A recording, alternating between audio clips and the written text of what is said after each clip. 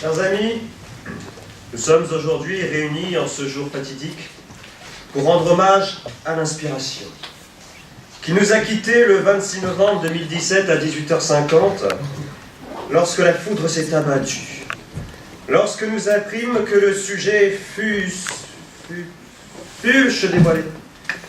Inspiration, petit ange parti trop tôt. Lorsque tu nous quittâmes, j'eusse ressenti un profond désarroi, un manque, un vide, un peu comme après une descente d'organes. Oui, par ce manque, et l'ironie du sort, tu m'as fait comprendre tout le sens de cette citation. Ce qui nous manque nous instruit, c'est évident. Il m'a manqué l'inspiration, alors j'ai appris à meubler. Oui, à allonger encore et encore les phrases et les métaphores pour combler le vide abyssal, symptomatique, transcendantal qui règne en moi. Voyez ? Oui, si nous avons dû en arriver là, si nous eusses pas le choix, si nous ne trouvîmes pas l'inspiration, c'est en soi que nous devions apprendre quelque chose, outre le fait de savoir conjuguer. Alors, comme le dirait un vendeur de chez Ikea, le blanc. Ce n'est pas parce que mes blagues sont nulles qu'il faut nécessairement me juger. Ce discours, je le dois à toi, mon cher François Hollande. Oui, nous nous sommes connus jeunes et innocents au long d'un détour d'un fleuve, nageant nus sous un soleil éclatant.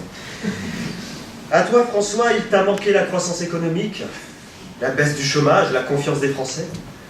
Et ça t'a appris une chose, c'est que tu ne pouvais pas te représenter. Et finalement, le destin est plutôt bien fait. Si, François, si. Oui, François, il t'a manqué l'autorité, la force, la poigne.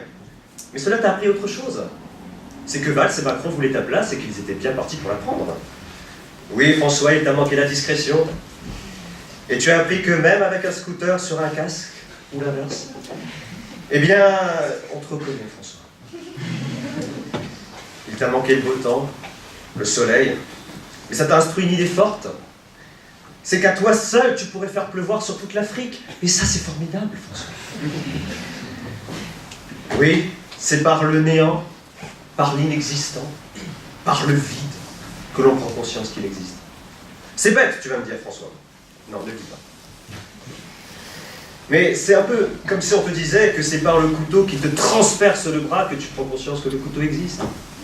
C'est par l'extermination des Juifs qu'on a compris qu'il... Non.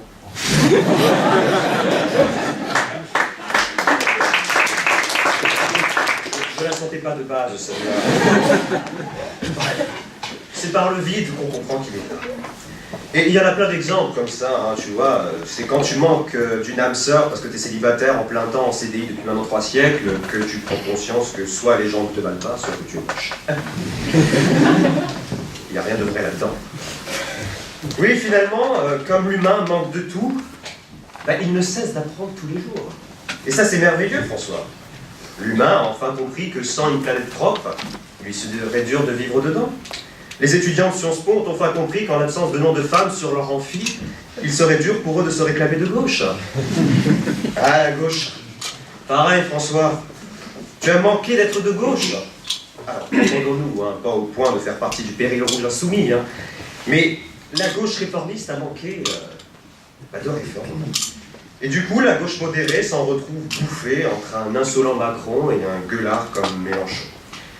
Alors, grâce à toi, François, j'ai pu enfin comprendre que c'est par le manque d'inspiration que je me retrouve à parler seul à un ancien président de la République qui n'est même pas là. C'est tragique. Merci à vous.